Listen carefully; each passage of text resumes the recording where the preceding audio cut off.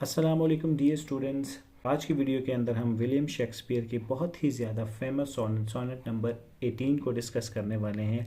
William Shakespeare की ये जो फेमस सोनेट है इसे 1590 में लिखा गया और इसे पब्लिश करवाया गया था विलियम शेक्सपियर की कलेक्शन ऑफ सोनेट्स के अंदर, जिसके अंदर टोटल 154 सोनेट्स थी। तो आइए विलियम शेक्सपियर की ये जो सोनेट है इसकी एक्सप्लेनेशन को देखते हैं और इसकी लाइन बाय लाइन हम अंडरस्टैंडिंग को देखते हैं। Shall I compare thee to a hot summer day? यहाँ पर विलियम शेक्सपियर जो अपनी लवर हैं उसका कंपैरिजन कर रहे हैं एक समर्स डे से। अब समर्स डे से उसका कंपैरिजन क्यों कर रहे हैं? जो गर्मियों का मौसम होता है वो कहा जाता है कि फुल ऑफ एनर्जी होता है, फुल ऑफ इनिशिएटिव होता है। तो जो पॉइंट हैं हमारे वो कंपैरिजन कर रहे हैं अपनी लवर का एक हॉट समर डे के साथ। यानी जैसे समर का डे फुल ऑफ एनर्जी होता है, एनर्जेटिक होता है, आपको वो पुश करता है कि कोई नई एक्टिविटीज़ परफॉर्म करें, तो उसी तरीके से मेरी लवर तुम भी हो। Thou art more lovely and more temperate. यहाँ पे जो राइटर हैं वो एक स्टेप आगे की बात करते हैं और अपनी लवर को बहुत लॉफ्टी पेडिस्टल पे प्लेस करते हैं। यानी तुम जो हो वो बहुत ही ज़्यादा खूबसूरत हो और बहुत ज़्यादा बैलेंस तुम्हारी तबीयत है, यानी तुम समर से और ज़्यादा बेहतरीन हो। Rough winds to shake the darling birds of May. अब जो मे के अंदर गर्म हवाएं चलती हैं तो वो जो डार्लिंग बर्ड्स यानी वो छोटी छोटी अभी अभी फूटी हुई कॉम्पलें होती हैं उनको वो शेक करती हैं, यानी उनकी वो लाइफ स्पैन को कम करती हैं। And summers lease hath all too short a date. यानी जो समर का सीज़न है वो ख़त्म होने पर है, वो ख़त्म हो जाएगा। तो यहाँ बुनियादी तौर पर विलियम शेक्सपियर ये कहना चाह रहे हैं कि इस कायनात के अंदर कोई भी चीज़ परमानेंट नहीं है, हर चीज़ तगय्युर के उसूल पर चल रही है, हर चीज़ ने एक जगह से दूसरी जगह जाना है। यानी ये जितना कायनात का निज़ाम है या हमारे वर्ल्ड का निज़ाम है वो चेंज के ऊपर बेस करता है, वो कोई परमानेंट चीज़ नहीं है, टेम्परेरी फिनोमेनास हो रहे हैं हमारे इर्द गिर्द। Sometimes too hots the eye of heaven shines. Eye of heaven से मुराद सूरज। समटाइम्स जो होता है सूरज वो बहुत ज़्यादा ब्राइटर होता है, वो बहुत ब्राइटली शाइन करता है, टेम्परेचर बहुत ज़्यादा होता है। And often is his cold complexion dim. Sometimes जो होता है उसका टेम्परेचर कम होता है जब मौसम ठंडा होता है और उसकी चमक में वाज़ह कमी आ जाती है।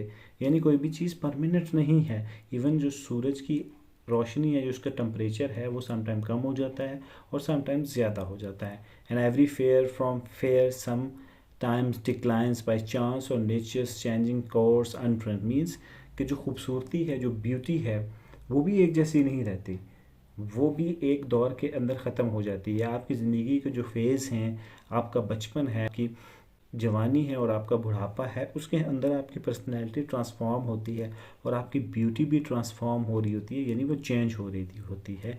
By chance or nature's changing course untrimmed.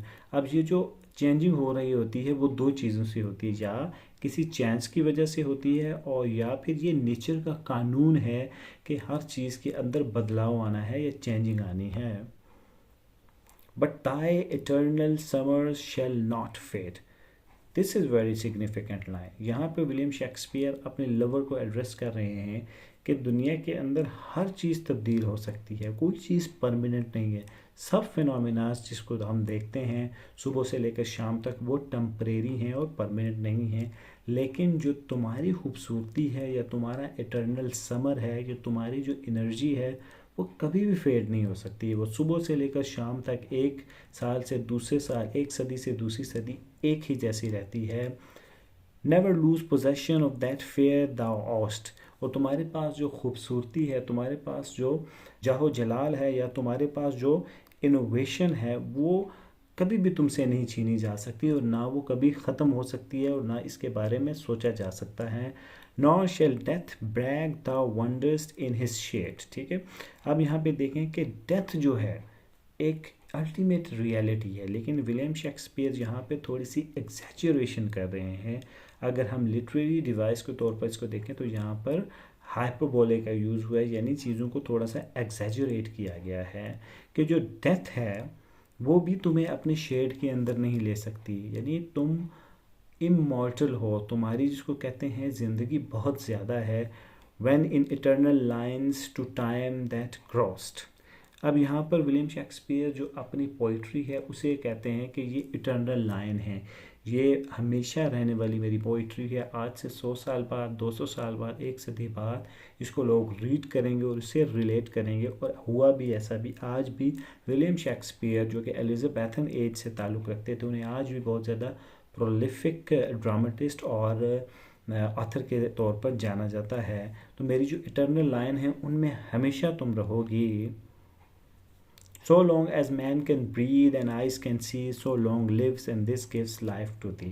यहाँ पर विलियम शेक्सपियर जो अपनी राइटिंग है, जो अपनी सोनेट है, उसके बारे में कहते हैं कि जब तक इस दुनिया के अंदर एक भी इंसान ज़िंदा है या ब्रीथ कर रहा है, ये जो मेरी लिखी हुई पोइट्री है, ये जो मेरी सोनेट्स हैं, ये जो मेरी लाइन्स है, ये हमेशा रहेंगी और जो मेरे अल्फाज हैं वो तुम्हें हमेशा ज़िंदगी बख्शते रहेंगे। अब यहाँ पर हम देख लेते हैं कि मेन थीम हमारे पास क्या है। जो मेन थीम टच किए हैं विलियम शेक्सपियर ने अपनी इस सोनेट के अंदर, वो लव, अफेक्शन, ब्यूटी का थीम है। लेकिन एक बहुत ही ज़्यादा सिग्निफिकेंट चीज़ आपने देखनी है इसमें कि यहाँ पर विलियम शेक्सपियर आपको ये चीज़ बावर करवाना चाहते हैं कि दुनिया के अंदर हर चीज़ टेम्परेरी है, कोई चीज़ परमानेंट नहीं है। किसी चीज़ को हम नहीं कह सकते कि ये परमानेंट है। अगर कोई एक चीज़ परमानेंट है तो वो इमोशन ऑफ लव है। तो यहाँ पर विलियम शेक्सपियर जो इमोशन ऑफ लव है उसे बहुत ज़्यादा लॉफ्टी स्टेटस दे रहे हैं।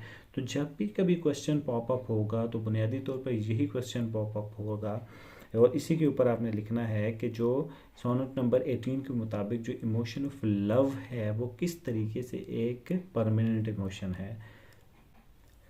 तो यहाँ वीडियो को जी करते हैं एंड मेरी आपसे दरख्वास्त है कि चैनल को सब्सक्राइब करें और वीडियोस को थम्स अप ज़रूर दिया करें और इसके अलावा मुझे अपने कमेंट से लाजमी आगाह किया करें। Thank you very much.